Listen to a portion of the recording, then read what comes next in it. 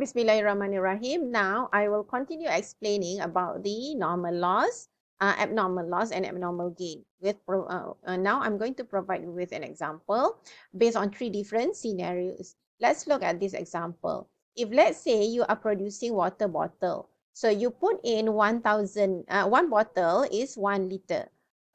If let's say you put in 1,000 liters of water, you would expect to have 1,000 bottles. If that is the case, you don't have any losses. Okay, you put in 1,000 liters, you will get 1,000 water bottles with 1 liter each. Okay, so let's look if let's say now you put in 1,000 liters, and then your actual output is only 950 bottles or 950 liters. You will just get 950. So what's the difference? So the difference is 50. So the difference is 50. What is that 50? So that 50 is your losses. So if that 50 is your losses, if you expect that to occur based on past experience, you found out because of, let's say, evaporation and so on, based on your past experience, under the normal operating condition, you don't get exactly 1,000 liters or 1,000 bottles. So you only get 950. So you would expect to have a loss of 50. So this loss is known as normal loss. So your input is 1,000. You expect to have a loss of 50. So your expected output now become 950. Okay, what is that 50? That 50 is your normal loss. Okay, now let's look at scenario 2. Okay, scenario 2, you put in 1,000. Okay, you expect that to have 50 losses. So that 50 losses is expected loss. Expected loss is your normal loss. So you will have output of 950. That 950 is your expected output. What if now in scenario 2, your actual output is only 920? So you will have a loss of 80. How do you get 80? Out of the input that I put in 1,000, I only get actual output of 920. So the difference of 80 is the actual loss that you incur. So from that, your actual losses of 80, 50 is your expected loss. This one, expected loss is 50. So that 50 is your normal loss. What about the difference? Hey, I have more than what I expect. I expect to incur loss of only 50. Now my actual loss is 80, which is more than what I expected.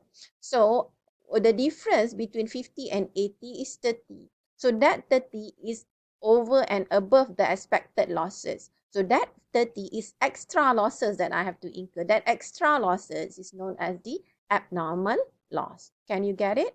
So as I explained earlier, when the actual production loss is more than the normal loss, you will have a scenario of abnormal loss. So in this case, actual production loss is 80 and then your normal loss is 50. So in that case, you will have a scenario of abnormal loss. Okay? Or you can look at it from the loss perspective, or you can look at it from the output, okay, or your production perspective. What about the production? So if you compare your actual output, my actual output is 920.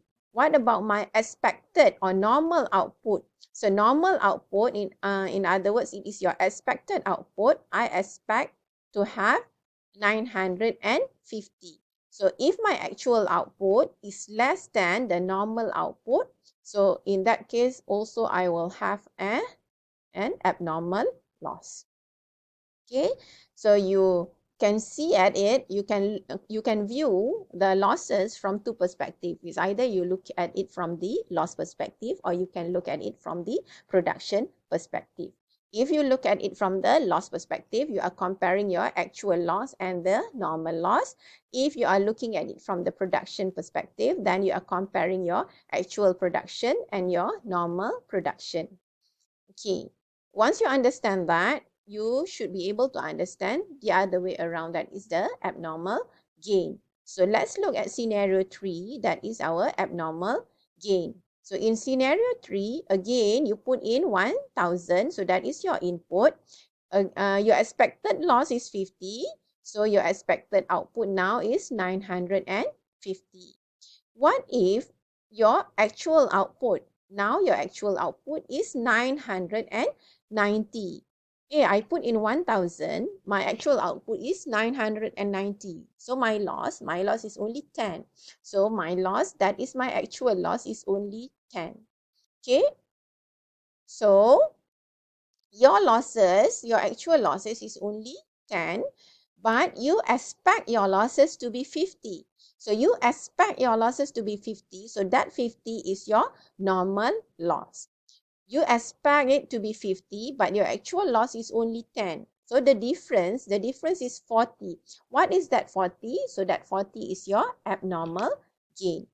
Okay, so the other way around from your abnormal loss. So here, when your actual production loss is less than your normal loss, as I explained earlier, you can also look at your abnormal gain from two perspectives. One is from the losses perspective, the other one is from the production perspective or the output perspective.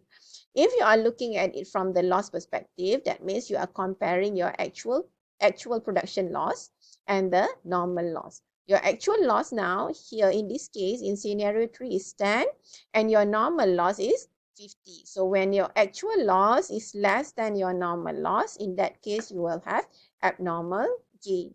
Or you can look at it from the output perspective. When your actual output, in this case, your actual output is 990. So your actual output 990 is more than your normal output or your expected output of 950. This one, your expected output is 950. So if you have this scenario or if you have this case, then you will have a scenario of abnormal gain.